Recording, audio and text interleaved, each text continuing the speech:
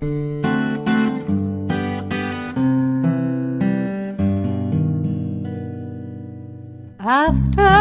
the ball is over, after this game is done, after the die lot's finished, and you are short just one,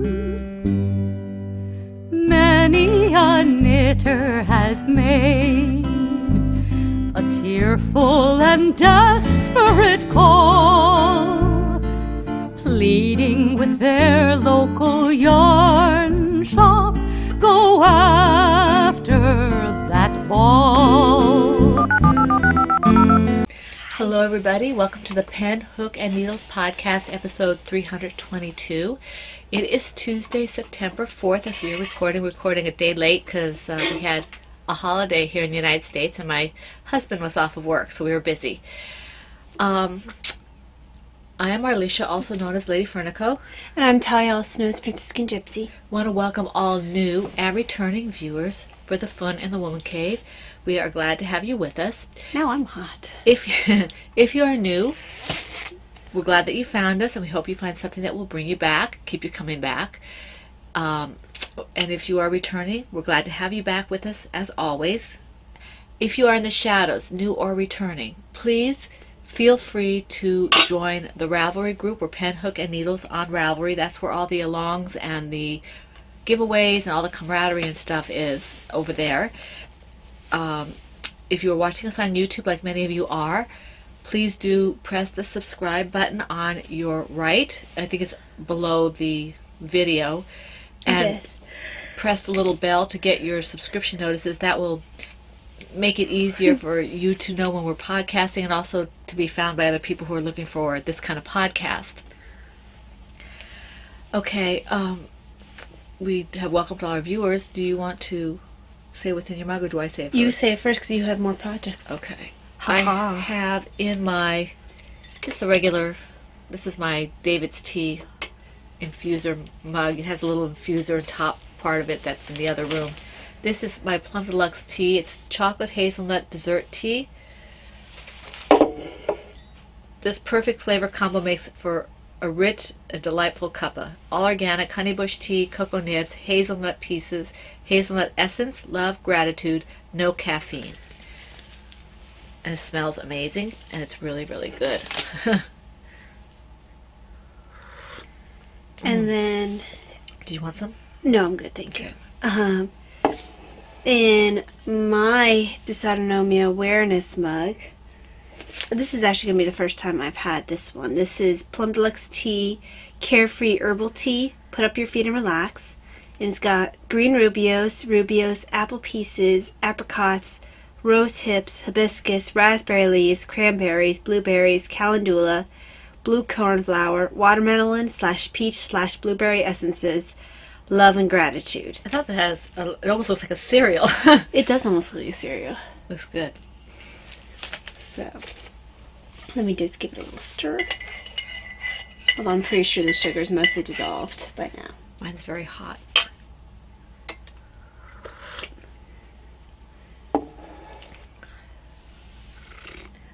I think for the two... Oh, it's rather mild.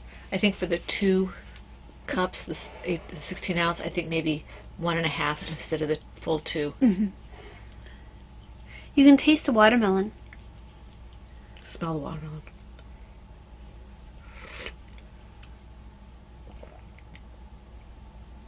It is a very light tea. It is. Yeah. Very summery for the end of the year. Yes. Very good. It'd probably make a good iced tea. It probably would. It does remind me very strongly of when you have watermelon on a summer day and it's not cold anymore, it's warm. It's very good. And I've never had any of Andy's teas iced, but I know some people have. Yeah, and I don't understand exactly what cold infusion is. I don't either. When you do a cold infused tea, but I suppose it could go to the Plum Deluxe site. I guess you brew it cold? Yeah, I just don't know how that's done. I mean, I guess all you do is steep it. But that doesn't seem like it would do anything. It's just water, tea leaves sitting in cold water versus hot. But it would take forever. Why would it take any longer? Because the heat is what would make... What does the heat do, though? I don't know how it works, but that's how it works. I'm not sure the heat has anything to do with it. I'm quite sure it does. I'm quite sure it doesn't. Well, I think you're wrong. I think you're wrong. Well, you always think I'm wrong, and then I prove that I'm right. Okay, there we go. All right. What anyway, going realm on, are you living in? we have, in other groups, the Harry Potter Cal, which is Victorian Studio Podcast, who is Maureen. And this is going on for a year long. It's her second annual Harry Potter Cal. And it's 9 months in, so you've got another 3 months if you're doing anything Harry Potter related. And she takes a variety of crafts, so if you have a question about something, just ask her. She gets back to you pretty quickly. And I believe she said, I had a message from her recently, just a couple days ago, and she said that she was going to try to podcast soon. I think she said that. She had a busy summer, so she's hopefully going to be podcasting soon, so you might want to keep your eyes open for that. The Family Movie Night Cal's Crocheting Hoovian, that's Laura, and her podcast group at Crocheting Hoovian, and that is a year-long Cal, anything to do with movies, I think TV shows and music and things like that. The specifics, the rules are in her group, and if you have any questions, again, you can ask her. Her podcast is a lot of fun to watch. She's back from vacation. I think she'll be podcasting pretty soon, I hope. Have missed seeing her when she's on vacation. So she also has the Year of Socks Cal, and that one is exactly what it says, the Year of Socks. So any kind of socks, I'm assuming they all have to be people socks, but I think from babies on up, if they're baby socks, they might have to be more than one pair to be an entry. Just double check with her. Double check with her. The Shorty Socks Cal is Undead Yard. That's Heidi, that's Nitty Girl, and she just put up a couple of podcasts. Her last one is in 2 parts because I think she said she accidentally shut it off. So she's got a podcast up, but it's in 2 parts, and she just put it up I think yesterday. So you might want to check her out. But the Shorty Socks Cal, she did clarify and say that she's accepting all kinds of socks except yoga socks because she says she wants it to be the whole foot covered. What are yoga socks precisely? They have the ball of the foot and the heel of the foot not covered. It's like a stirrup almost, or I think that's what it is, or it doesn't have a bottom or something. It has at least part of the foot, barefoot on the floor type of thing. I think for yoga, so they have a grip on the floor. Oh, okay. I was about to ask what the point of that would be. I think that I'm not into yoga. That's not my preferred exercise method, but I think that's why, so they can grip more. Somebody who does yoga can tell us. The 18 hats in 2018 Cal is B-Wing, who's Brittany. That's Comforting Crafts, and she is not a podcast. The others are podcasts, and they're all very fun to watch. Brittany is very charity-oriented in her group, and somebody had told me that, yes, her dishcloth, I think it was Linnea, told me that her dishcloths are also in the, her dishcloth along is also in the Comforting Crafts group, as well as her Facebook page. So if you have dishcloths that you want to donate, Brittany's the place to donate them. And Brittany, yes, I got your Facebook message. I haven't had a chance to respond. I will do that as soon as I get the chance. 18 Toys in 2018 that's that's Studio Von Design. That's Vonnie and the Bee's Knees group. And that also is not a podcast, but it's a really fun group to be a part of. And it's really fun to see all the toys that are showing up there. They're really cute. Her Dragon Along Cal has finished. August 31st was the last day, so I didn't get to finish my dragon, but I didn't think I would. Tracking Stash is Deb's Destiny, who is Debbie, and Blue Yard Always, who is Sheila, the Never Cast Off podcast. So that's a really fun podcast to watch, and this along is tracking your yarn, your stash, what you're using, what you're purchasing, what you're spinning, whatever it is you're doing, your ups and downs of your stash. The 2 Cals that are in the yarn, Girls in the Yarn Cafe have finished that I remember, the Summer Knits and the Summer Sock Alongs. They do have another one going on. Oh, it's for Rhinebeck, right? Yeah, I think it's the Rhinebeck sweater or Rhinebeck something or other. So that's, I didn't get the particulars on that yet. The idea was that you're supposed to knit, but your only reason was it would be something you would wear at Rhinebeck. Right, it has to be a selfish knit that you would wear to Rhinebeck. You don't have to be going to Rhinebeck. It's just that you would wear it. You would wear it there. Now, before I lose track of this, going back to Deb's Destiny and their podcast, I received a message from Debbie. She has a new pattern out. It's called the what's it called? I forgot to print out my my It's front called- page to that. It's a really pretty shawl. Something gratitude. Let me see here.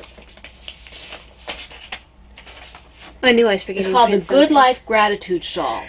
Okay, and the shawl has 2 options in it. And it's a beautiful shawl. It's got like a cable detail, and she's giving us 2 patterns to give us gifts. So there will be a thread opening up, and I think maybe it'll be what yarn you'll be using in it or whatever. Oh, yeah, something like that. Something like that. To give away 2 copies of that pattern, very generous, and she's offering a 30% discount for our listeners. And that will be in the group, Yeah. okay? Because it's for our listeners. Good through the end of September 2018. Now, I need to ask Debbie if that's just for her gratitude shawl or if that's for her shop. I forgot to ask her. what did I put in the group? Because I copied it from her message. I copied this right from the message. Oh, okay. That is the message. Because did I give you the message? No, I got one from her. Oh, you too. got one from her, so it might be different. Yeah, because mine's been up. I put it up since the podcast was Yeah, up. so we'll have to check and see what it is. Right now I'm assuming it's for her shawl, but if it isn't, it'll be in the group, or you can ask us if we forget to put it in the group. Or just try it on one of her other patterns to see if it works. See if it works. Yeah, that will work too. So And if it doesn't, that's not. yeah, so don't put it in the group, and don't put it the code in a pattern that's not the gratitude shawl, and complain at her if it doesn't work, if it might not work for her. Okay, Yeah. it might just be that shawl, and I'm making a mess out of this, but you know what I mean. All right, thank you, Debbie, very, very much for you, your Ashley. generosity. We appreciate that. Okay, the current stuff. We have the Tortoise versus Hare, which we I've been falling down. okay. I bet. Have you gotten up? Oh, okay. I looked at baby bunnies. Tortoise versus Hare. We were asked to co-host again this year for the 3rd time by Crocheting Hoovian, who's the lovely Laura from the Crocheting Hoovian podcast, and the other co-host that she asked is Brittany, who is B-Wing, and this is exactly what it sounds like. It's the Tortoise versus the Hare. Okay, Taya's patterns are featured. They are her turtles and her bunnies. So Valeria the bunny and Oops the bunny, and then Timid turtle, Biddy the bashful baby turtle, and then the sea turtle. I always forget Tara, the sea turtle. So you have 5 patterns that are featured for this, and that's really exciting. Okay, so you have another month. It goes to the end of September.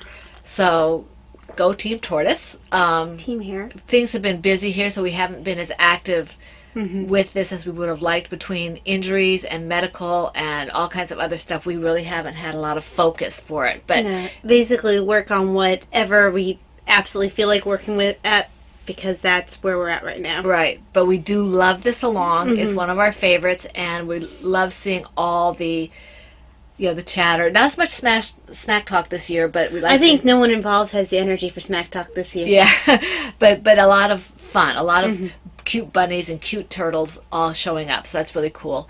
And the rules in our group are basic rules. One whip per project per week. The FO whenever it's finished. You must be a member of the group to which you post. Chatter and photos are in the same thread. They may be knitted, loom knitted, or crocheted. Hashtag PHNTOR versus HAR 2018 for Ravelry. Hashtag PHNTOR vs HAR 2018 on Instagram. Okay, the projects can be started at any time, but they must not be finished before the along started.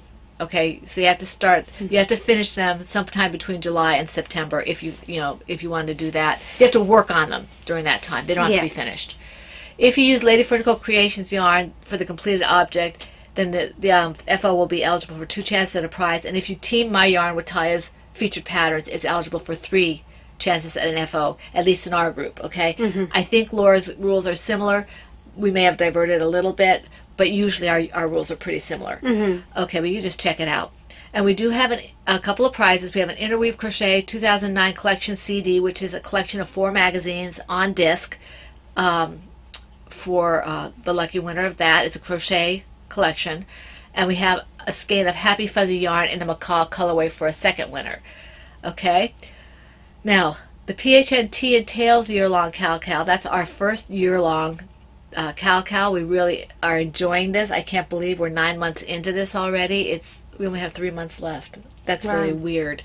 Okay, and this along runs from January 1st through December 31st, and as always, the projects must be knit, crocheted, or loom knit. They can be started at any time, as long as you work on them during the course of the Cal. We hope to see a lot of finished objects, because a year should be able to get some finished objects in there. But whips will be allowed, FOs will be allowed, chatter and pictures all on the same thread. The projects must be tied in some way, shape, or form to the theme of tea and or tails. Okay, it doesn't have to be both together, but it would be great if they are. But if you do, just as long as it's tea and or tails, either in the yarn, the project, the pattern, what you name it, whatever, as long as it's related to tea and or tails. Tails being novels, graphic novels, novelizations, chapter books, children's books, plays that have been novelized, movies that have been novelized, things like that. It has to have a true story to it. Okay, one whip per project. And she doesn't mean like a true story, as in like it has to be something that really happened. No. This is fictional. Yeah. Okay. One whip per project per week. Post the FO whenever it's finished. And let's see, any Franciscan Gypsies designs FOs that can be related to tea and or tails, and any Lady Furnicle Creations yarn FOs that can be related to tea and or tails that are finished are eligible for 2 chances at a prize, as are any Joanna Johnson, which is knit patterns, loom knit patterns by Mom Cook that are related to tea and tails, and featured patterns by Crocheting Hoovian that can be related to tea and tails, particularly her Hufflepuff. Those are all eligible for 2 chances at a prize with a finished object, and if you use my yarn with those patterns, they're eligible for 3 chances at a prize. Okay, and Laura has 3 patterns. I think 2 might be knit. No, 2 are crocheted and 1's knit, I think. And Taya, of course, is all crochet except for her Duke. And my pattern, if you can relate it to, that was a late addition, but my pattern also, if you can relate it to tea and or tails, will be eligible for the double prizes, and not double prizes, double chances for a prize, or triple chances of a prize with my yarn. These are all eligible for multiple chances at a prize. You just have to be responsible for the multiple posing. Yeah, or triple posing if you're using my yarn with the featured pattern. Okay, just make sure it's related to tea and or tails. The third quarter prizes were donated by Stephanie, who is Cookie 45. Thank you very much, Stephanie. It's a skein of my Lady Furnicle Creations DK base yarn in the Mystic colorway for one person, and then for another person, the Franciscan Gypsies design mug. So that will be for the second person. Okay, and then we'll move into the fourth quarter. All right. Cardiac Dysautonomia Awareness Cal Lao is going strong. This started in July, August, September. It started in July. It started in July 1st to September 30th, and this was originally Cardiac Read Along for the first 4 years, and we added on dysautonomia when Talia was diagnosed with dysautonomia for this 5th year. And the rules are basically the same as all of our rules regarding featured patterns, featured yarns, whips and FOs and all that. The one thing that's a little different is the colors, okay? Colors must be shades of red, pink, teal, blue, aqua, or turquoise. Shades of those colors. They do not all have to be used, but they have to have a substantial amount of at least one of those colors in the project to be eligible. And teal, as I said, teal, aqua, and some of these things, as I said the last few weeks, they're kind of hard sometimes for the camera to catch correctly, and sometimes they're more green than blue. We're looking for more blue than green, but if it says teal and it's a greenish skein, just show us that it says so, and we're gonna trust you. We're gonna trust you. If you really think that that's teal and you can make a case for it, you know, that blue-green kind of color, we're gonna give you the benefit of the doubt. Yeah, just don't call black or teal. Yellow or something teal. Okay, you guys are really good. We're not really worried about it. Just thought I'd bring that up though. Let's see. Okay. Trying to think here if there's anything else I missed. I got a little dizzy. Okay. Oh, you okay? Yeah. Prizes. Donated by Rena Gale. She donated a downloadable Ravelry pattern for $8 or less, which is very generous. Thank you, Rena. And we have the second skein of Happy Fuzzy yarn in the macaw coloring for a second winner. And then we have a skein of yarn for the third winner of the Jits Favpot in the Sodnodal colorway, which is a red, white, and blue colorway, and it's a fingering sock yarn, and it looks like it's 75-25. Okay, all right. Do you have anything to say? I haven't had a whole lot of energy lately to do much in the way of dysautonomia or cardiac awareness, but one of the things, and I'm sure I've mentioned it at one point, one of the things that when you're dealing with something that's chronic, either dysautonomia or some of the chronic cardiac issues, is there is at points a level of, it affects you psychologically. We already talked about the mourning process before, but there can also be a form of depression that can go on. Partially a mourning, partially a feeling of, as you watch your life change, there can be a period of almost like a hopelessness. It's a lack of control. Yes, it's a lack of control. Which is really hard when you're type A personality. Yes. And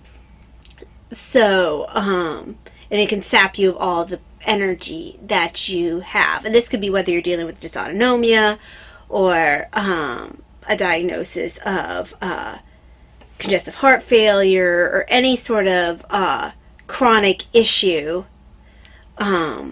And it doesn't have to be a specific incident to set it off. You could just wake up that day and then that day it just happens to hit you. Well, I think it's anything, you know, it can be even something that's not diagnosed. If it's just something you wake up every morning, it's like, oh, I have to deal with this again. And the idea that it's never going to change. Yeah. It's never going to change. And that's, you have to somehow find the hope where you feel like there isn't any. Mm-hmm. You know, there's something to, okay, maybe that's not going to change, but maybe there's something to do better or something that helps you deal with it. Sometimes you just don't have the wherewithal to handle it, to deal with it. So I wanted to touch on that. We have been talking a fair amount on and off about the psychological effects of chronic illness. Also, there's effects on other areas of life. I've mentioned in the group, now I can mention here. I've been forced to quit my job that I've had. But clarify this. They didn't force you to quit. No, they didn't force me to quit.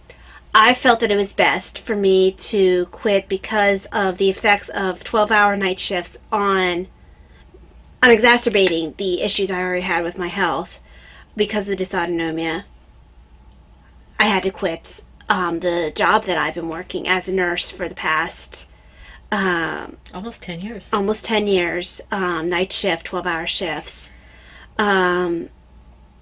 So having your career path determined by a health issue is always something that's hard to deal with. And then trying to find the energy to manage things like, well, I'm going to have health insurance in between quitting one job and starting the next. I do have another job, which is going to affect the podcast. God was good. Yes, he always is, But I will be starting up in a clinic, a 9-to-5 job, which will be a lot better for my health. No weekends, no holidays. Day job. Which means we'll probably be podcasting on the weekends. Yes. So that's where the change is going to be for you guys. After October 1st. After October 1st, I'll be starting as a nurse in a psychiatric clinic. So it's a good change, but sometimes the changes that are forced upon you by a chronic illness are not the direction you expected your life to take. I'm embracing this change because I think it will be a good thing, and there's plenty of people I can help with that. But well, sometimes God hits us over the head. Yes. When we get stubborn and we dig in our heels where we're at, and He needs to get our attention. But I was blessed that an opportunity came up where it's something that's still my career field, something I feel that I can be a great help in. But there were points where I was looking at jobs that were not in healthcare. That I was looking for jobs that I was really quite overqualified for.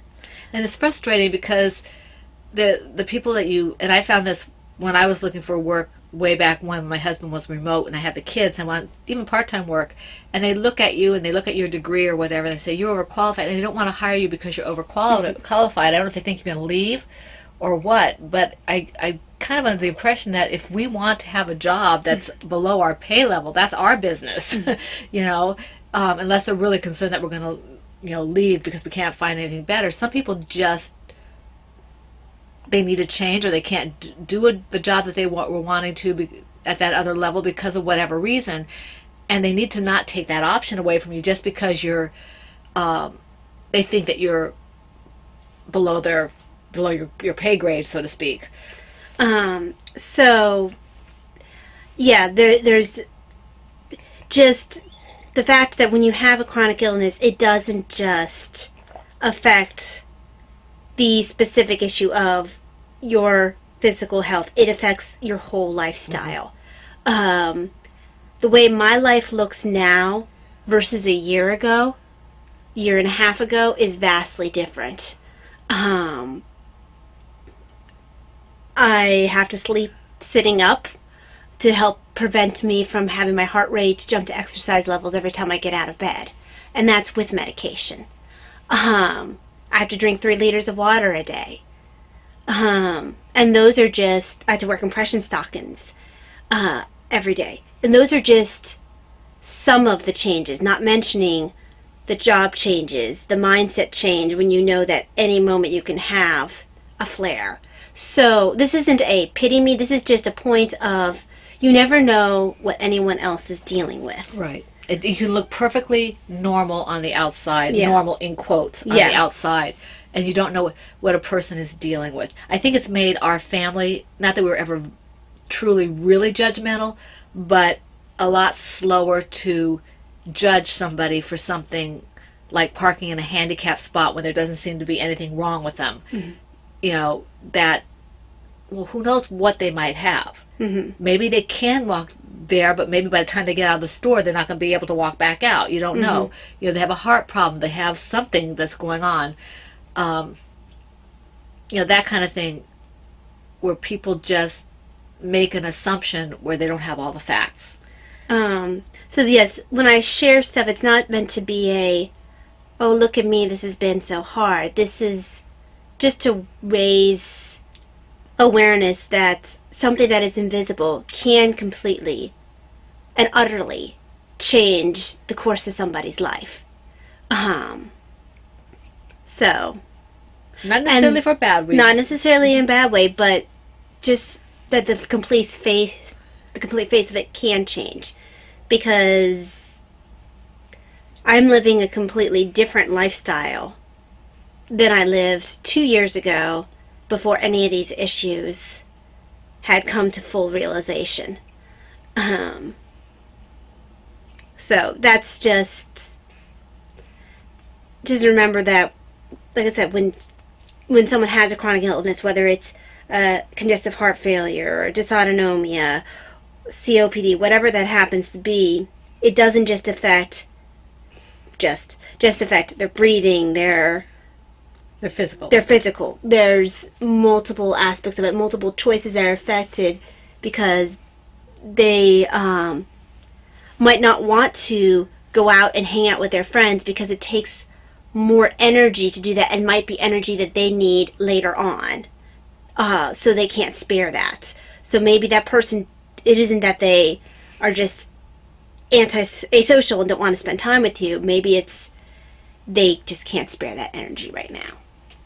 You have to look ahead, we were discussing we go for walks every night, and I've already told Talia that we may not be able to do that when she starts working. She gets home at 5:30, 6 o'clock, partially because it'll start getting dark, but also partially because I don't want her to be depleted getting up in the morning for the next day. They say, oh, does that mean I get to go for a walk with you? Because for a walk around our neighborhood, that's about a mile. It's almost 2 miles. Yeah, it's 1.7. 1.7, 1.8, depending on where we go. By the time we get to the end of the walk, I'm wiped out. When her heart rate's in the 90s to low 100s, so that tells you, you know, it's a bit I'm in good shape. Yeah. It's a bit of a workout, but nothing huge. Yeah. I'm usually in the 120s, 130s for my heart rate. So I am a good 20, 30 points higher. Even at rest. Even with just doing a simple walk, we are able to compare and contrast. And this is not, it's not like a flat walk, but it's a fairly easy walk. I mean, there are a couple of hills, but I think it's a cumulative effect, you know, because it usually hits, by the time we hit that last block, that's when it hits at the same exact point every single time. And we check it together, and that's where mine gets highest, too, for whatever reason. So it must be like a little bit of a cumulative effect there, but hers is always consistently about 20 or 30 points higher. And it's not because, you know, in the past she wouldn't have been. It's just the condition. And I do work out every day. Well, I work out 5 days a week. And I try to walk with her every day. But, so I'm in fairly good shape for my age. I don't know as good a shape as I'd like to be, but my point is that we're doing the same walk, and she's having a much different reaction than I am. And that is with me on Meds. Multiple medications. So it's multiple areas of life, and what you're able to do can be affected. Right. So, and I guess that's all about that. Yeah. I think next time you should probably talk about some of the positives that you can do when you're, but this is a knitting podcast, so we'll move on. Even though that is our along, so. All right, moving on. I guess I have to go first. You said you have how many? I have 5. Okay, and I have 7, so I'll do 2 first, and then the rest is every other. Let's see here. Okay. In my Kikiboo Owls bag is my Seafoam Preemie Hat number 2, and this is a Luminess hat, and I'm almost ready to start decreasing on this, or not decreasing, binding off. This is a simple drawstring pull at the top, so it's getting there. It's a very nice kind of feel to it. I wouldn't mind having a cowl or something out of this. This is Yarn Bee. That's not the right thing. Yarn Bee in the teal colorway, but I don't know if it's acrylic or not. It's just very, very soft. It's not a wool, I don't think. You feel this? Hold on, I'm in the middle of decrease, so no, I can't feel that. See, it's very soft. So this is fun. I hope to get this finished by the end of the week. That's one. Okay, the next one I did do, this is in my Stitched by Mimi's, my favorite, my bag. I love this bag. I love this bag. Mimi made this for me. She surprised me with it. I love it. This is my Bonfire Shawl from the Sock Knitter's Shawl pattern by K.F. Jones. And I didn't do too much on this because, well, I'm not going to bore you with the reasons. You know why. Okay. But I did do a little bit. Thank you, Vonnie, for the good wishes and the mojo. I have to look up what that means. But I know what it means in context, but I want to know what the etymology is. Etymology. Yes, we had etymological conversation on our Ravelry thread. Yes, that was fun. That was fun. Okay, so here it is. I did about 2 or 3 rows on this. Let me see here. Yes, that is the direction it goes. So it is growing quite a growing. bit. It is growing a lot. I did, like I said, maybe 2, 3, 4 rows over the course of the week. And I'm just going to give myself permission to stop in the middle. I'm going to give my permission to do a row when I feel like it. And if I don't feel like it, I'm not going to work on it. If I don't have it for the retreat, it's not going to affect the fate of the whole universe. So it's going to get done when it gets done. I hope sooner rather than later because I'd like to wear it. But whenever. And I'm using US 9s on this. I use 9s and 10s interchangeably kind of on Miss Babs when I knit stuff. It's just, but not within the same project. No. No, not unless it calls for switching the needle size. Right. It's not like you just go, oh, I'm going to use, 10 today and 9 tomorrow. Yeah. 9 tomorrow. Your turn. Okay, so the project I'm going to show are the Crabby Socks. They are Miss L's Basic 6-Ply Sock Pattern by Miss L. Using Dragonfly Fibers Traveler and the colorways Maryland Blue Crab, and I'm trying to remember what the other one is. Hold on. Because I have two.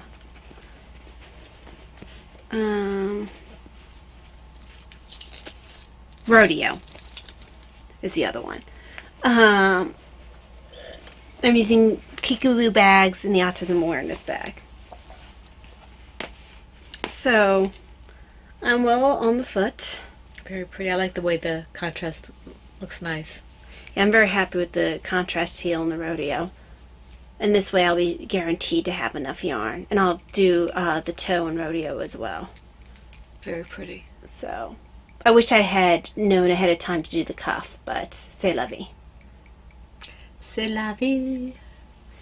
So, that is coming along. It pooled a little weirdly here, but I'm happy with that still. I like pooling. Yes, Kay, I like pooling. And this colorway I've always loved, so I was just happy that I had a matching red in the same base. So I could have it go really nicely and still be super washed, because I prefer my socks to be super washed, because then if I want to throw them in the washer, I can. Right. I prefer most of my things to be super wash. Okay. My next one, if you haven't seen it in a while, it's in my Woodland Creatures Park Ploverbird bag. I really like this bag, Ploverbird. And this is my Samwise Gamgee project. It's a hat. It's the Angel Hat pattern by K.F. Jones. I do love her pattern. She writes a very nice pattern. I have 2 or 3 things of hers on the needles. And this is at... You haven't worked on that in forever. Yeah, this is at 7.5 inches. So I think I will finish this repeat and start decreasing. So I guess I'm going to have to learn how to use DPNs or something. I guess you're going to have to. But last one Or Magic Loop. Yeah, Magic Loop would be good too. Because I think Magic Loop would honestly be easier on your hands. And less fiddly for you. Yeah, that's what I'm looking at. I think Magic Loop, just with my issues with my hands, might be better. This is really a pretty yarn. This is Marigold Jen in the, what's this color? Is that Scenic Route? I think so. Yes, Scenic Route. Good call. I'm good like that. There it is. I think it's beautiful. This is my husband's when I finish it. It's a little over 7 inches. I think it's like 7.5. Do you say route or do you say root? I think it's potato. Yeah. I mean, sometimes I say route, sometimes I say root. I think usually I say root. So there, I probably say route most of the time because root is R-O-O-T. But there you go. I like this. This is a really, really nice. If you're a beginner, this is a really nice hat pattern to start with. This and the bank head. I really like the bank head. I do too. Okay, so next is in my Ploverbird Kissing Bunnies bag. This is the Just a Little Chilly Miter Square Afghan using scrap, sport, DK, and worsted weight yarns. Inspired by Bryony Bear of by K.F. Jones of Baker Bear fame. I'm sitting here like, wait, Bryony Bear of K.F. Jones fame? And this was before she had written up her Stitch and Chime blanket, so this is based off of her tutorials. And it's a 55 stitch count for each square. It's coming along. I didn't work on it as much this week. Last week I had done like 4 squares. So it's grown. That's beautiful. And I worked on this square here, and then this one. Very pretty. So, it hasn't moved much since the last time. I don't like doing, I thought I would like doing the bigger squares. I actually prefer the smaller ones. I do, yeah. Because they go quicker. Yeah. And I think also because, and I haven't done any past the first one yet, but, you know, like I tore the one I did out. Mm-hmm. But I do think I prefer doing the smaller ones because they go faster, and once I learn how to pick up the stitches to do this, then I think it'll be just more fun because I could get something accomplished on those weeks when nothing else gets done. Right. So, okay. Because I feel stupid when I don't have anything to show. Okay, now, in my Malaria bag, which is getting a lot of show the last few weeks, my Malaria gave me this, I love this, is my Lala Simple Shawl. And this is the On Cloud 9 project. And I don't know how much I did on this. I don't remember.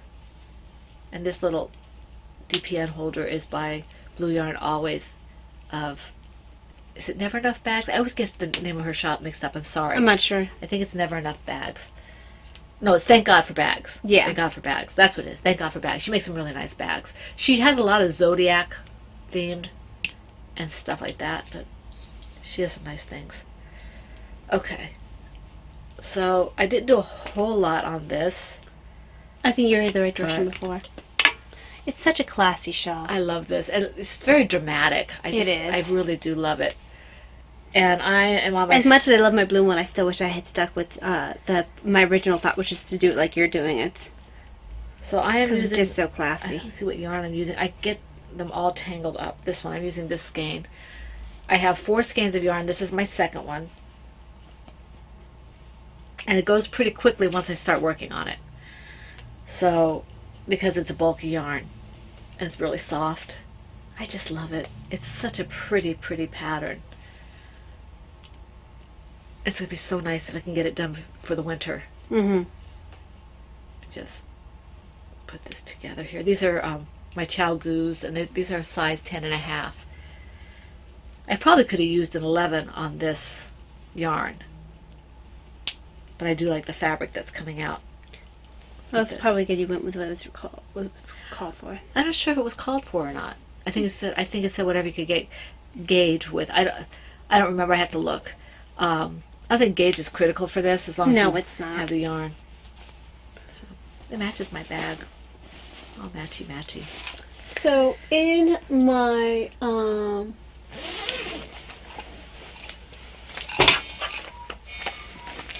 knitting's my bag, Tortoise bag. Actually, no, this isn't knitting's my bag. This is Ploverbird. Ploverbird Tortoise bag. Is the White Queen. I haven't worked on this in a while. Got a lot of work done on it this week. I'm not sure I know what the White Queen is. This is a Shorty's pattern by Ann Kingstone. I'm using Miss Babs, yeah, I was in the colorway Naked, and Frog Tree Petaboo Sport in the colorway 1401 Charcoal Tonal. All right. So once I had put in my notice for my old job, it was a lot easier to focus on this. I hadn't been able to focus on color work really for over a month or so. But once that stressor was gone. This isn't the yarn I gave you. You already used the yarn I gave you from Williamsburg, right? Yes. Okay. This is Miss Babs. Miss Babs, okay. So, the sheep themselves are finished. So cute. And then I get to do the patterning on the top of the hat. And I'm not doing a pom-pom. That's going to be really nice. So I'm really happy with... Is this only 2 colors in this one? Yes. Mm-hmm. Which is a bit rare for me. I tend to like multiple colors. I think it's very classic. So. Very nice. I love the sheep on this. They're so cute. Little fluffy sheep. And they've got, you know, expression, faces full of expression. So. Worked on this while we were watching, what's it called? With, the torpedoes, full steam ahead. Oh, we were watching I can't think of the name of the movie, but it's got Joel McCrea and Gene Arthur? Arthur? Gene Arthur and Charles Lofton. Yeah. And it's really funny because the character played by the younger guy, Okay. McCrea, every time he'd get wet or get in the shower, he'd go, it's like a seal. So it's a good movie. I can't remember the name of It was movie. about overcrowding in D.C. during the war. World War And II, yeah. but it was a comedy, and Yeah. so it's really funny. You should watch it. I can't remember the name of it. If Davina were here, I could tell you, but she's upstairs doing the bathroom. Yeah. So, I don't remember what it's called. yeah. Not Room for One More. Maybe? No, I think it was One for One Out. Room for One More. I don't remember. It's a funny movie though. Yeah. Anyway, I did on this during that. And I actually didn't make any mistake on my color work, which is kind of surprising. It's a good movie. Okay, my next one that I'm doing is I get to work on my lower Dannon this time. Okay, this one is in my Caterpillar bag. It's a Silver Shed USA. Love Anne's bags. Silver Shed USA Caterpillar bag that was done with Taya's bookworm kit.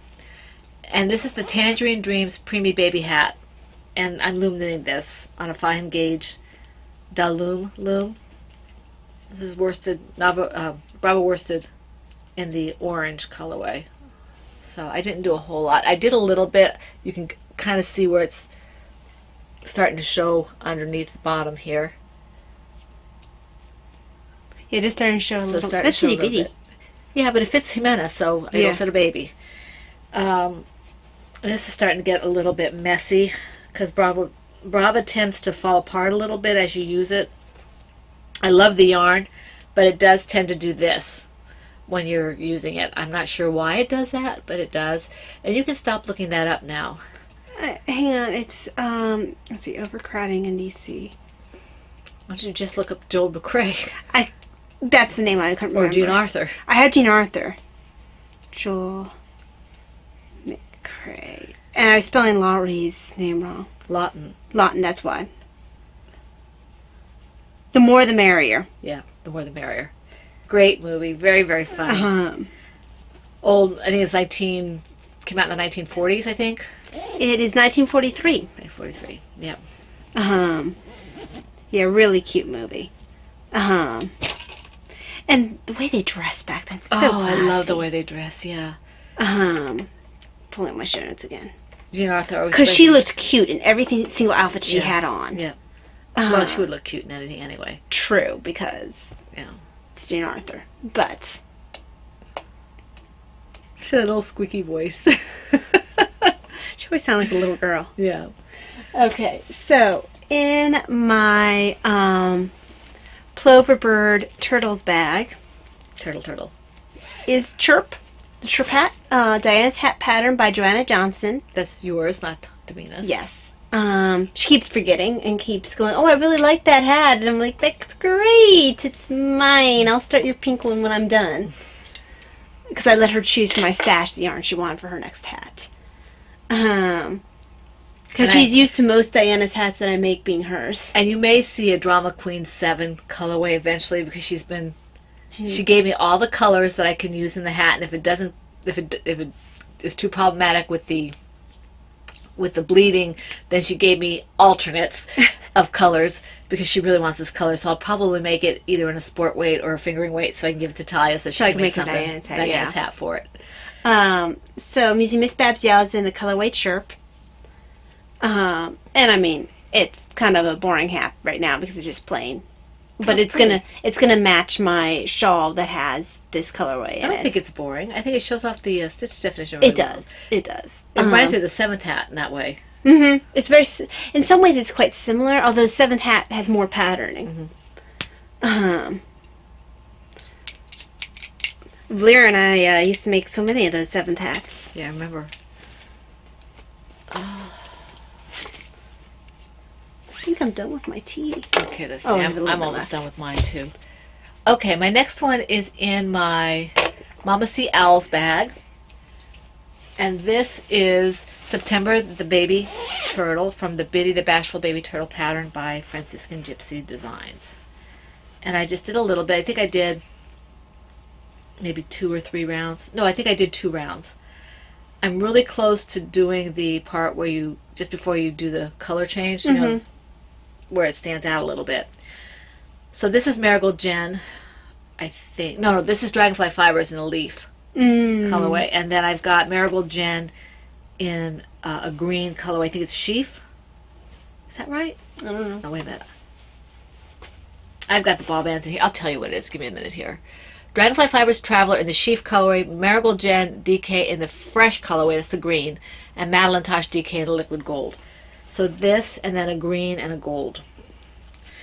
And that's going to be my Biddy the Bashful Baby Turtle. I have to keep it because I really like the autumn colors. And I just have to keep it because apparently... We don't have enough toys over here. That's what Daddy says. We don't have enough toys. So I can't disappoint him. I have to make more toys. So that's that. Okay, so in my Silver Shed USA, this is actually the only Silver Shed USA bag I'm using this time, which is weird. I think I have 1 or 2 of them. Usually I'm using more of them. Me too. I just didn't do my bigger projects this time. Yeah, I think that's what it was for me too. And also I finished projects that were in other Silver Shed bags. And my socks usually live in my Denise bags. Right. So. Kickaboo. Yeah. So in my Silver Shed USA books bag is a Cinnamon Toasted Butterfly. And it's the Goldenrod Shawlette pattern by Marilyn Giselle Maupin. Basically, this shawl. And that was what we were having the discussion about, the French name. Right. What was the decision on that again? If I can't go through Sylvie's whole... Sylvie is a teacher, and she is a fantastic teacher. But what did we decide about Maupin? I think it's Maupin. I don't remember. I have to go back and read it. We didn't learn anything, Sylvie. Well, I just didn't get a chance to read it really closely. Yeah. Oh, and in case you didn't notice, Sylvie and all you people who were doing that conversation, Rena and a couple other people, Vonnie, half Italian, hands. You can't sit on my hands. I have to use them. And I am also one of the group where missed opportunities. My mother is from Bogota, Colombia. She speaks fluent Spanish. I do not. My father... We go back to Italy. I remember my great-grandmother speaking broken English, but I never learned Italian either. So the only thing I have is this. Missed opportunities. And my husband is his father is from Mexican and Spanish descent, and had his grandmother living with them who spoke only Spanish, and he doesn't speak Spanish. So I could have spoken Spanish 2 times over. Not to mention the fact that Grandma and Grandpa Hendricks came from Slovakia, and they probably spoke. You know, we have a lot of immigrants in our family. So, yeah, a lot of missed opportunities with other languages there. But back to this shawl, which is the same one as this one here. It's beautiful. And I'm using Koigi Kirsty Merino Crepe in the colorway 1128K. We're going to call it Adobe. We're going to call it Adobe? Okay. That's the Adobe colorway. Okay. Okay. Mom has called it the Adobe colorway. I think it's a discontinued colorway. It's absolutely beautiful. It looks like the Adobe that you see, maybe a little darker before it gets sun bleached. You know, it's very pretty. So, it's going to be a definite different look than the green one I have on. I think because there's less variation in it. It looks more like a stone. Yeah. You know. So I might have to add more rows because it's a lighter yarn and it's a smaller needle. So, because 9s are what I had available, and I was like, guess I'm using 9s. I've done that before. Oops. But usually I go up instead of down. I wouldn't have liked, I think it would have been too light if it had gone up. Possibly. Although when you block it, it will be a little lighter. Uh-huh. You know, because, you know, it'll be just a little lighter. It's very pretty. So, that grew quite a bit because honestly, I'm at a point where I'm doing just straight knitting. Are you still doing increases though? I'm sure, right? Yeah, I have another row of increases. Is it increased every row? Well, I guess you can't say. Yeah. Paid for pattern. That's really pretty. So, it is a crescent shawl. I like crescent shawls. They're pretty. And this shawl was a gift that I received many moons ago. Yeah. And the yarn was a gift. So yay for something that cost me zero money. Yep. That always works. Okay. Now, my last one is in my Kikiboo Bags Puzzle Pieces bag.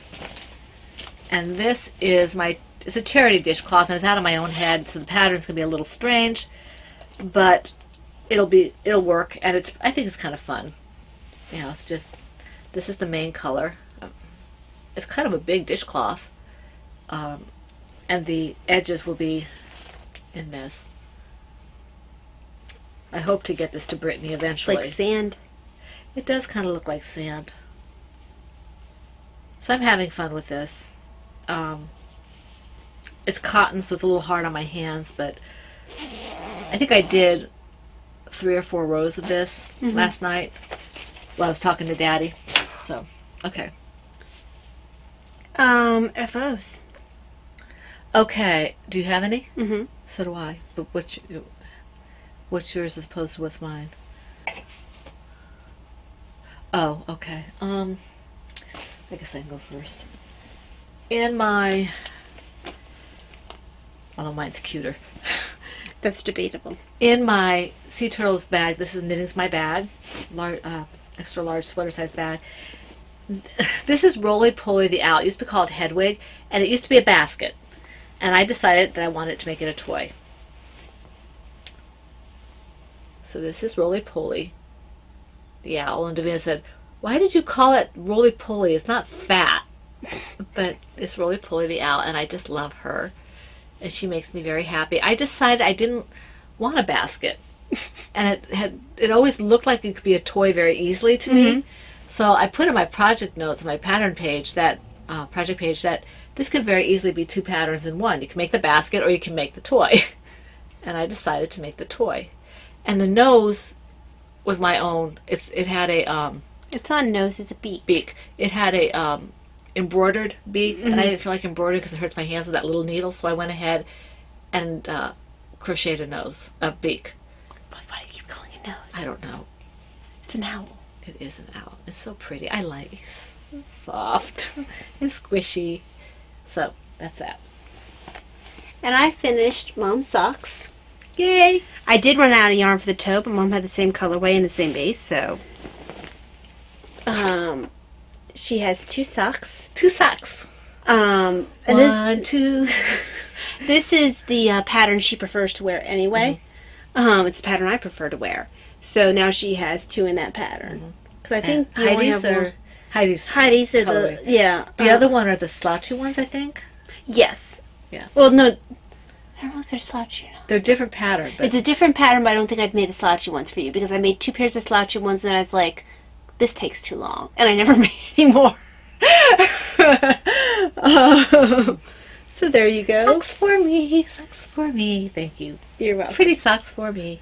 And that is a Marigold Jen Superwash DK in the colorway Sidewalk Chalk. And I told Mom that she needs to either dye up or pick out her yarn for her next sock with heels and toes, so that way I can, when I'm finished with my sock, my current first sock I'm working on, I could start her first sock and then do like Dan does, 1 sock in one sock in the other. Yeah, I need to figure out what you said. Sport weight. Yeah, sport or DK. Sport or DK. Okay. Yeah, I can figure out something. That's not a problem. And that would be for her. Yay for me. Okay. All right. Let's see. What's next? Royalties? Is that right? Yarn. I don't have any yarn this time. I kind of hit a wall because I have a bunch of dye that I don't. Some of it I'm gonna have to dump, but some of it I just don't quite know what to do with. If you have suggestions, let me qualify. I may not use the suggestions as you give them to me. I may use them as a jumping off place. But if you have suggestions for what you'd like to see in the shop and what bases as we go into fall and winter, please feel free to put them in the thread or PM me. I do have a few colorways in my head. It's just a matter of getting them done. Out of your head? Getting them out of my head. So if you have any suggestions, of yarn bases and or colorways, colors to be put in the yarn, go ahead and let me know. Like I said, it may not be exactly what you're saying, but it may be a jumping off place, or it might be something I can jump off with and just do exact. It depends. I just kind of want to see what you guys are leaning toward right now, what you guys would like to see in the shop, as opposed to just putting what I like and hoping that you like it. I did have a sale or two on the during the Etsy sale for Labor Day. I didn't advertise it as well as I should have, but I thank the people who bought yarn during the sale. Thank you very much. And I do have quite a bit of stuff in there now that is new, and some that is maybe not so new, but what hits your fancy? If you stop by, and if you think that you want to start a new project with new yarn, take a look if you want. And if you take a look and you don't see anything, that's fine too. Come back some other time when I've restocked, and maybe you'll see something then. Okay, you wanted to. Now we're going to royalties, right? Yes. Okay. Do you have anything per se? Just this one pattern. Okay. Well, let's do that one together. Oh, you had this one too, but yeah. We'll do that one first, and then. Mom gave me this Lally. Is it Lally Brock? I think it's Lally Brock. Where is it? That was like a B. I think it's Lally Brock. Yeah. Lally Brock shawl, by Nitsy Blonde. Yes, that makes me giggle. And it looks like that. So. Now, very nice. We talked about the Good Life Gratitude Shawl. That was by Debbie Hostas from the Never Cast Off podcast, Deb's Destiny. She very graciously donated one for me and one for Talia, as well as the two for you guys to win in the thread. And this is what it looks like. There are two different. You can see the one with the shorter wings and the one with the longer wings. It's a crescent shawl. It's really, really pretty. It's got, I can't tell if it's lace. I can't tell if it's lace and cables, or if it's lace that looks like cables. It's lace that looks like cables. It's really a nice shawl. And I haven't decided which one I want to try to make yet, once my hands decide to give me a break. This is really nice. So this, you guys are really lucky you have a chance to win this. And like we said, there's a 30% off coupon the coupon code will be in the Ravelry group for the PHNers. It'll be in the show notes. Yes, it'll be in the show notes. Thank you very much, Debbie, for your generosity. We really, really appreciate that. And then this came in last week. Brittany sent this to me. It was very sweet of her. It made me happy. She sends me every once in a while one of her stamping catalogs. So she sent me this one with a little note that said, check out page 41. So page 41. What's on page 41? All right.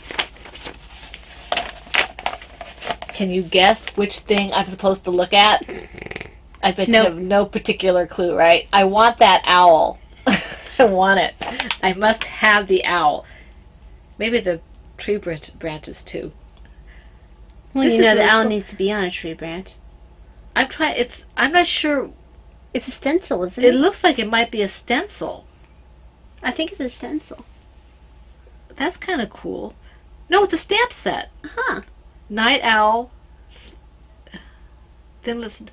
I'm not sure how you use these, Brittany. I've seen stuff like this where it looks like you put it on a stamp or something. But it's really cute. I like that. Thank you very much for sending this to me. And she also sent me, I haven't had a chance to really look in here, but she also sent me a couple of these cards, which I really love. I love her cards. The first one is a train. It says thinking of you. And then on the back is a bike, and it says celebrate. So it's two different cards. I just love her cards. They make me very happy. When I use cards, I use her cards almost exclusively. The only time I might not is if I'm doing something for a religious event, when I get a religious card.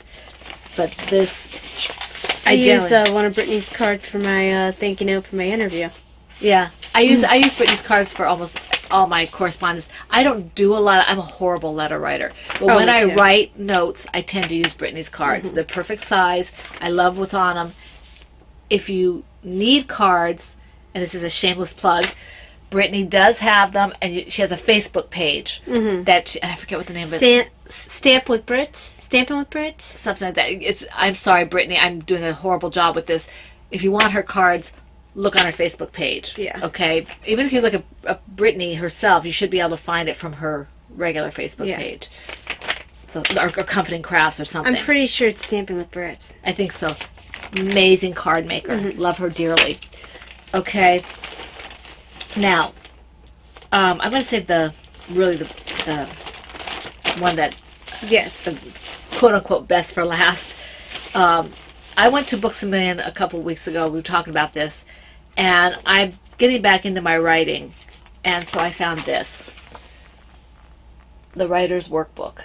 And I'm not going to do... They have exercises and things. I'm not doing it in the book. I'm going to do it either on the computer or on a notebook because I want to have this available for... So it's not like a one and you're done. Yeah, so it's not... And I tend to do this with all my writing or faith books where it has places to write because I want to be able to have the ability to do it again. Because these books aren't really cheap. You know, they're not... Magazines... I seem to remember magazines being like $1 or $2, and now they're like $10. So I don't want to buy a $10 magazine and then, Inflation. Yeah, no more than that though. Also, the magazines have gotten more like books, but I don't want to spend that much money and then just toss it because I've used it. Yeah. Now, this is a big deal. It's a big deal. We have been in contact with Ann Brody, or she actually contacted me about 4 or 5 months ago, I guess, about a special bag, okay? And we're really super excited about it. She sent us our bag so you can see it. Okay. And you're going to remember having heard about this. Do you remember when we asked you what words and phrases you thought of when you thought of our podcast? And you guys all gave us words and phrases, and I said, thank you very much, this is fun. There was a reason for this, okay? Ann has put together a wonderful bag. One is a Lady Furnico leaning bag. The other one is a Franciscan Gypsy leaning bag. They're the same bag, but in different colors. This is the large, I believe. Do you see the words? We have Fun in the Woman Cave, Makes Me Happy, Tea, Friends, Fun, Hugs, Blessed, Hare, Tortoise, that's a reference. What's in your mug? I'm awake. Oops is a bunny. Oboe, head. And that's a wrap. And then we've got the little heart with my yarn. That's the Fun in the Woman Cave yarn. And Fun here. Now, this is my color. It's a kind of a tealy blue. And Ty's is the orange. Inside mine is gray and kind of a cream. And Ty's is kind of a lemon and a gold. And then she sent us each a little tape measure. Tape measure. And I can always use tape measure. I can always use tape measures. Now, we have refrained from using this until we showed you. The exciting thing is that Ann will be putting these up for sale very quickly. Let me, she says, I gotta find it here. Where'd I put it? I don't know. I thought I put it in here. I have an extra one. In any event, she's putting it up for sale. She was going to put it up this weekend. I think she got busy. But she's going to put them up. I believe you can get any size you want, either in the Lady Furnico or in the Franciscan Gypsy colors. And I think she said she'll be putting up, she said she'll be putting up this weekend, so she'll be up any time. My thing fit in nicely. What's that? My sheepy. Oh, okay. Hat. So if you are interested in this bag, I think this is the large, and we'll have them up for sale.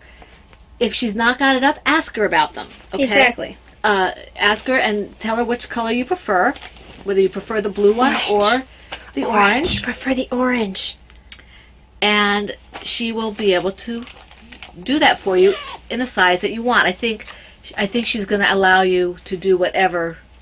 She can correct you if you ask one that's not available, and that she'll tell you. But I'm pretty sure that she'll do it in any style. that you want. So if you want to join us for the fun in the Woman Cave this way, it's available. Okay? And you all contributed. You all contributed. This is a bag that is a whole group endeavor. Okay? Yes. My husband's artwork, my yarn, all you guys talking about what you thought of when you mentioned the Penhook and Needles podcast, the words that came to your mind. So this is a collaboration. So if you want the bag, contact Anne. Okay? Love this bag. I love this bag. There, now I have 2 projects in Silver Shed USA bags. Okay, now. And it's a perfect size Thank you, for Anne. color work. Thank you, Anne, for going through that effort. She contacted us. It's so exciting. Mm-hmm. She's amazing. Anne is the Silver Shed USA, in case you're new and you don't know what we're going on and on about, but we love Anne, okay? All right, now, what's next? Can anything follow after that? Not much. So let's just kind of Slide into knitting. slide into the autobiography, which is very quick. I did have a very good size free write that was kind of a peripheral to the shared story, which was nice. Of a peripheral character that just would not be silent until I wrote her up, so I did, and she's a piece of work. So I did that, and we've been doing a lot of brainstorming on that. Did you have any writing done? No, right? No. Okay. Still reading The Last Command. It's hard to find reading time right now because we're trying to figure out our schedules.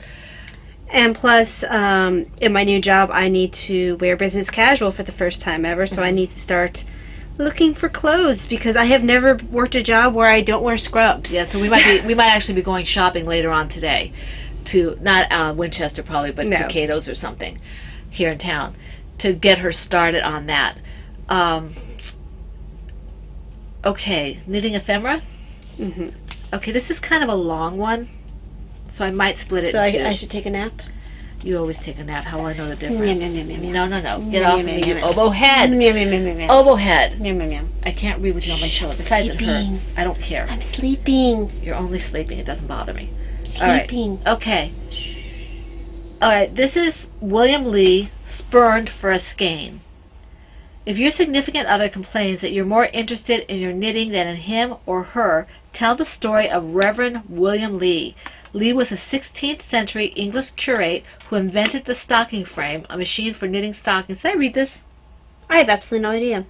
I don't listen to you when you talk. Okay, well, if I read this, I'm sorry. A machine for knitting stockings, supposedly because the girl he was courting was more interested in her knitting than in him. I don't think you read this one.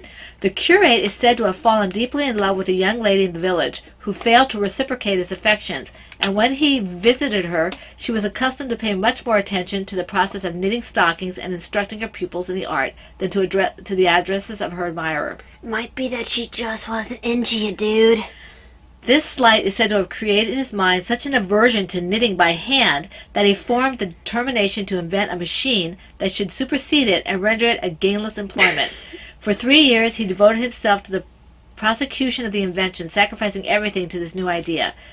At the prospect of success opened before him, he abandoned his curacy and devoted himself to the art of stocking making by machinery. We don't know if this story is true, and it has also been suggested that Reverend Lee was motivated more by economic duress than because he believed his lady friend was neglecting him. This version of the Lee legend says that Lee violated the rules of his college that prohibited curates from marrying. He therefore lost his job. According to this version of events, his wife, who was a fast and skilled knitter, began earning money from her knitting to support the couple. Lee spent a great deal of time watching her needles moving, which led him to experiment with creating a mechanized method of knitting. Regardless of Lee's motivation, he did in fact create a knitting machine made largely of wood that mimicked the motion of human hands as they knit. His invention is generally regarded as a major advance in the early days of the Industrial Revolution. Once this machine was up and running, Lee began producing machine knit stockings, and several of his relatives, including her brother James, joined him in the business. It seems to me that I like the other story better. Reverend Lee went on to seek a patent for a stocking knitting machine, hoping to enjoy an official monopoly on the process of machine knitting stockings. At the time, British monarchs issued patents to inventors, often as a method of awarding a monopoly to favored petitioners. Lee demonstrated his machine to the Queen, but she refused to award him a patent, her well-known love of silk stockings notwithstanding, on the ground that it would cause hand knitters to be unemployed. Queen Elizabeth notoriously actually was really fond of knitting. I don't know if she did it herself, but she held in high regard from what I understand. Thus, Reverend Lee ended up a victim of an early case of trade protectionism. Lee's struggle to popularize and profit from his invention took another strange turn when King Henry IV of France entered the picture. The wily French monarch invited Lee to bring his machine to Rouen. Okay, Sylvie, R-O-U-E-N. Okay, Rouen? Okay, Sylvie. Tell us how to pronounce that, please. A center of French manufacturing, Lee settled in France in 1605, taking the machines and workers with him. He faced another serious setback when his benefactor, King Henry IV, was stabbed to death. Without Henry's support, Lee could not obtain the protection from the French court that he had been promised, and he died in France, poor and discouraged. Well, that's a sad I think I like the other one. I like the other one better. What's the star for? The asterisk for? I guess that means it's the end of the thing. Yeah, I think it was means it's the end. So that's, despite my stuttering reading, apparently that's the history of the knitting machine. You spoke French, Mom. A little bit, but it's been a long time. Okay. And I get it mixed up with my Spanish. Well, for those of you who enjoy the Ridiculous History podcast, they usually have for their French pronunciation their co-producer or whatever, the guy who does their technical stuff, I guess, Casey, who does French pronunciation. They call it Casey on the case. So we have Sylvie on the case. Sylvie on the case. All right, Sylvie, you are on the case. Okay. Super producer Casey, that's what they call him. Super producer Casey. All right. Now, before we close, we want to thank people for all their comments, whether they are on Ravelry or on YouTube, but particularly YouTube because we don't always get to them. Want to thank Victorian Studio, Linster Crafts, Wombat of Doom 53, Elena's Crafts, Andy Bunn, Renna, and Stephanie. Mom, you can't just say Wombat of Doom. It's capitalized, so it's Wombat of Doom. Not of. It's Wombat of Doom 53. So thank you for your comments. Those of you who have first names like Renna and Stephanie, we're not using your last names on the podcast because we don't know if you want us to. Right. So thank you for your comments. We had to have one more Wombat of Doom. Wombat of Doom. Wombat of Doom. Doom. Doom. Doom. Okay, we love you, Wombat of Doom. I forgot her name, but she didn't have it on YouTube, so I don't want to be spraying it all over the place. Now, we will be podcasting most likely on Monday, because Talia has a doctor's appointment on Tuesday, and the weekends are weekends. So I will warn you in advance for that doctor's appointment. I will actually be off of my meds. Yeah, it might be an interesting podcast. So I don't know how much energy I'll have that episode. Yeah, we'll see how it goes. We might. Yeah, we'll figure it out. We'll play it by ear. If it's not going to be on Monday, if it's going to be earlier, we'll let you know. And if it's going to be later, we'll let you know. But right now, Sunday's going to be the same as Monday because I'll be off my meds Sunday. Well, I'm just wondering if earlier you get off, like, say we did it a Saturday or something, you would be off your meds, but it would be earlier. Well, I wouldn't be off my meds yet Saturday. Oh, okay. So, we might get an earlier podcast in, or we might not. We'll let you know. Right now we're shooting for Monday, okay? And this month is going to be a little strange because after her appointment, I've got my retreat, which Ty and I will not be able to be at the computer because we'll be on retreat. So we'll have to figure out when we're podcasting for that because we'll be traveling on Monday.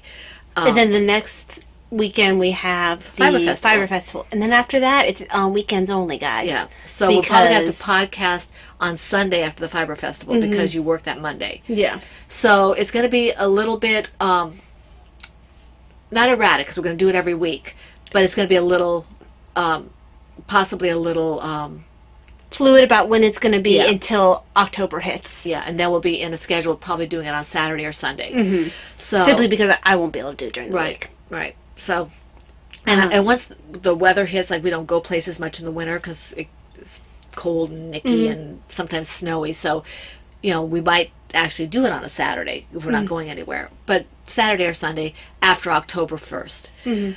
Okay, so anything else?